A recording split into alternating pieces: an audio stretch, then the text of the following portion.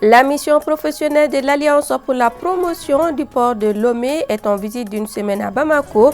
Togolais et Maliens vont échanger durant la période sur l'économie portuaire des deux pays, à suivre dans cette édition. Et ce soir, nous vous amenons à la découverte de l'histoire et du fonctionnement du Carrefour des Jeunes. Cette institution conçue par les jeunes a fortement contribué au rayonnement de la culture malienne au plan national et international. Les détails dans ce journal.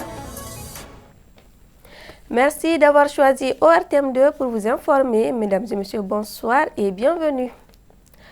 La mission professionnelle de l'Alliance pour la promotion du port de Lomé est en visite d'une semaine ici à Bamako. Contribution du port de Lomé à la résilience du Mali, c'est l'objectif de la présence de la mission en terre malienne. Du 3 au 8 novembre, Togolais et Maliens vont échanger sur l'économie portuaire des deux pays. Fatou Diaby et Abdoulaye Samaké.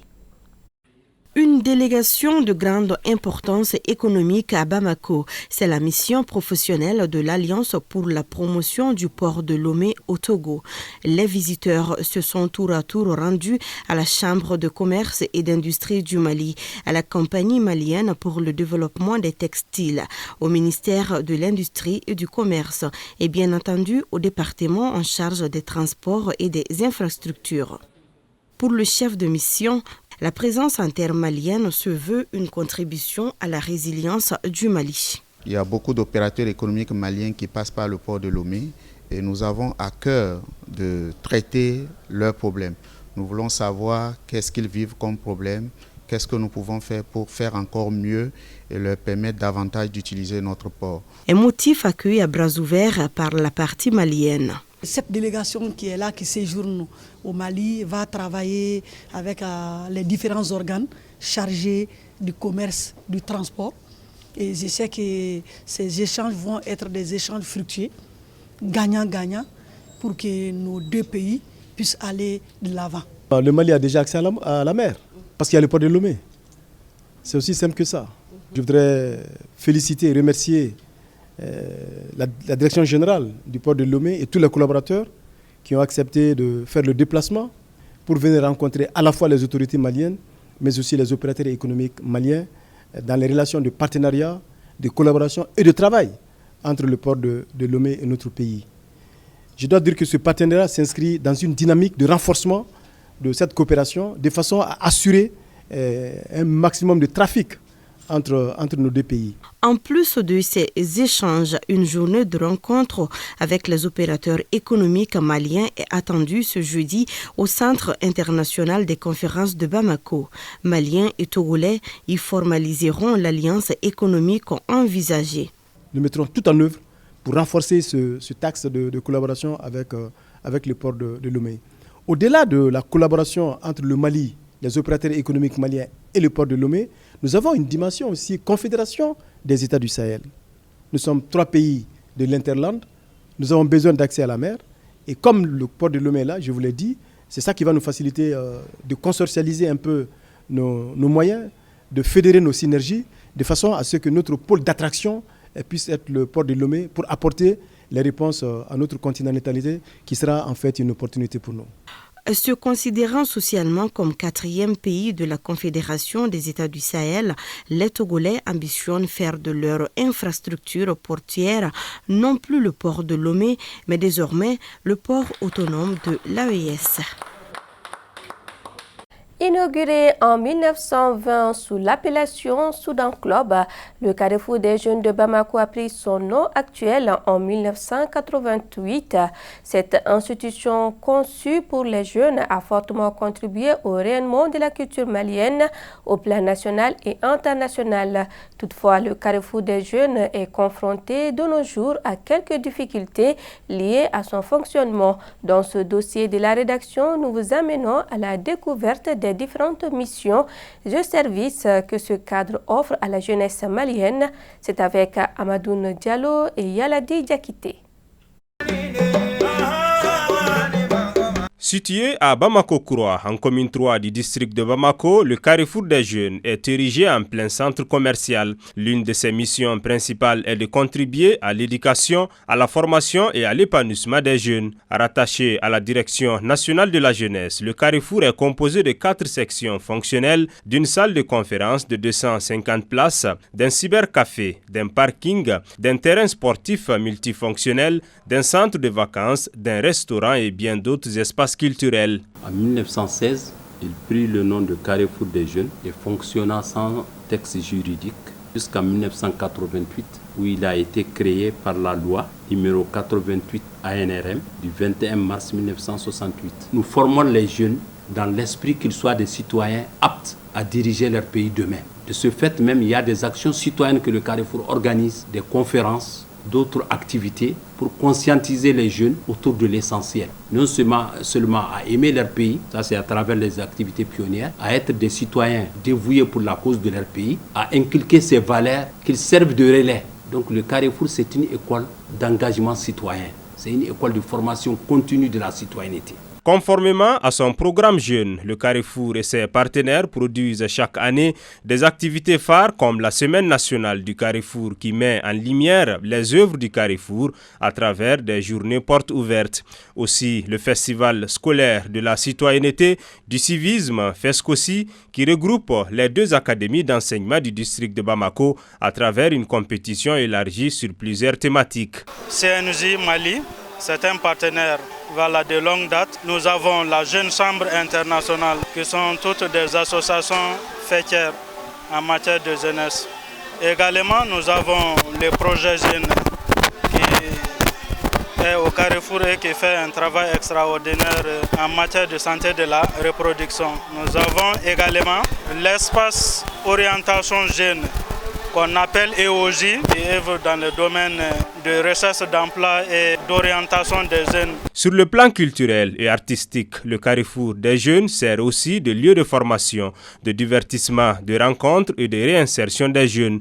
Un cadre idéal pour la troupe Babemba qui y mène des activités.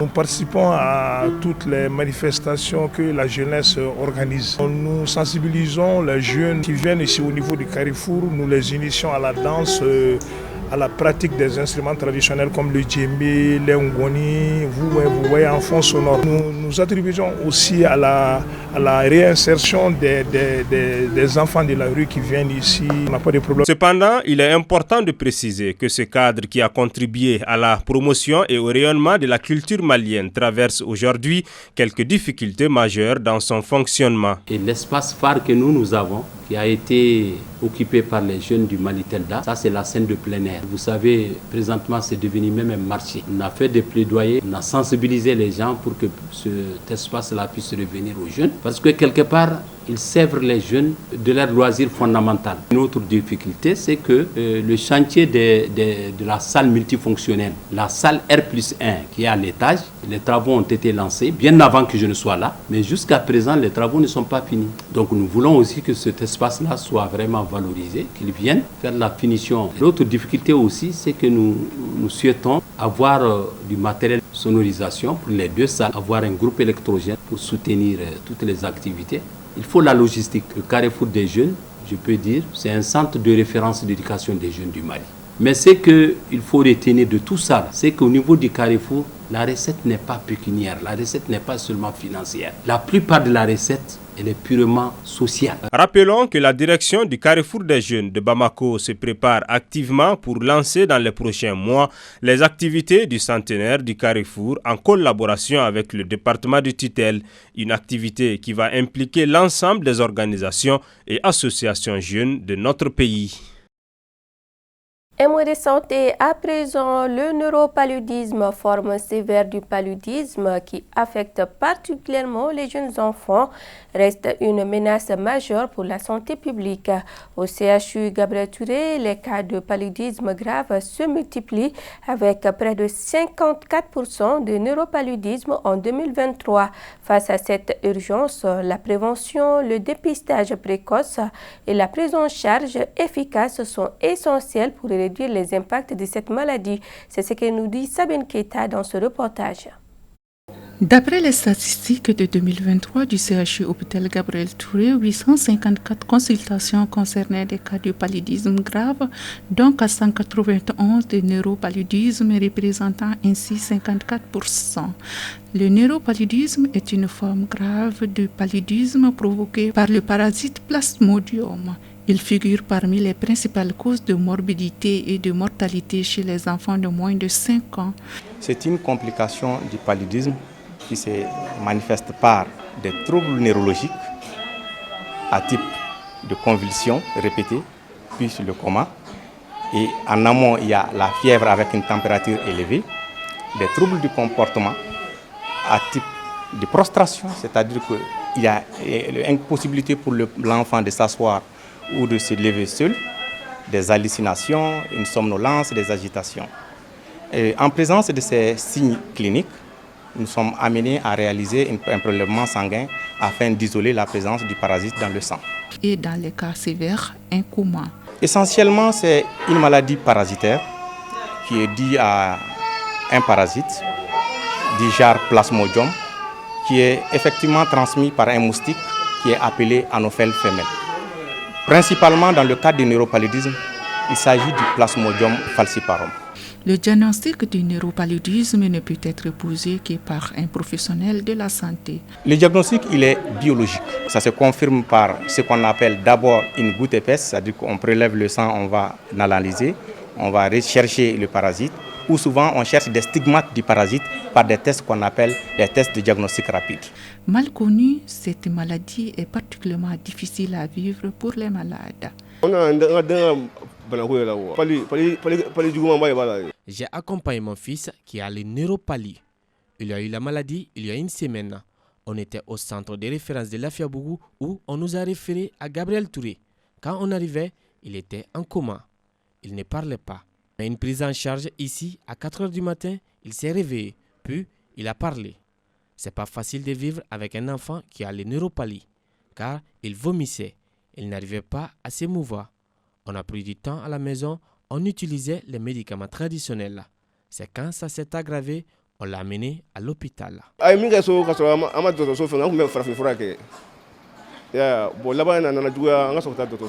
Aujourd'hui, les services d'urgence du CHU Gabriel Touré sont constamment bondés. Par jour, nous, on peut recevoir à peu près 30 ou bien 15 même minimum d'enfants de paludisme grave. Vraiment, ils arrivent tardivement dans un tableau grave bataire ici, vraiment avec convulsions, très fébrile, coma même. Si elle est détectée et traitée rapidement, la maladie peut être soignée sans laisser de séquelles. Il faut retenir qu'il y a deux volets. Le volet immédiat, c'est ce qu'on appelle le traitement curatif. Essentiellement, il repose sur ce qu'on appelle les dérivés de l'artémisinine.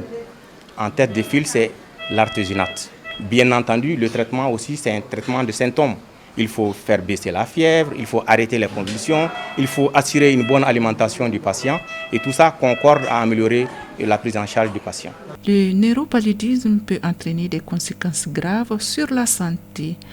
Après, certains malades guérissent, ils guérissent avec des séquelles. Des séquelles neurologiques, c'est des enfants qui ne pourront pas aller à l'école comme on le souhaite. C'est des enfants qui ne pourront pas faire ce que nous souhaitons en termes de compréhension, en termes de rendement dans la société. Ce qu'on sait aujourd'hui, on sait que malgré que nous ayons des médicaments efficaces contre le neuropaludisme, lorsque le traitement est tardif, l'issue du malade, c'est le décès. Pour une lutte efficace contre le neuropaludisme, il est crucial de renforcer la prévention et de mobiliser l'ensemble de la communauté. Aujourd'hui, l'utilisation des moustiquaires imprégnés de longue durée d'action a montré ses preuves dans la prévention du paludisme en général et en particulier du neuropaludisme. Bien entendu, je dirais qu'il faut prévenir, c'est vrai, mais devant aussi tout cas de fièvre, il faut consulter pour dépister déjà les cas de paludisme simple, les traiter pour éviter qu'on arrive vers les complications telles que le neuropaludisme. Une prise en charge précoce et adéquate des cas de neuropaludisme accompagnée d'une politique de prévention efficace est essentielle pour lutter contre les complications de cette maladie. Du sport à présent avec la finale de la 3e édition de la Coupe Kogé du Mali. C'était sur le terrain de l'Afiabougou Bougoudani. Dans une ambiance électrique, les équipes FC Nani et AS Bougoudani se sont affrontées et c'est au tir au but que FC Nani l'emporte 5-4. Mohamed Bari pour les détails.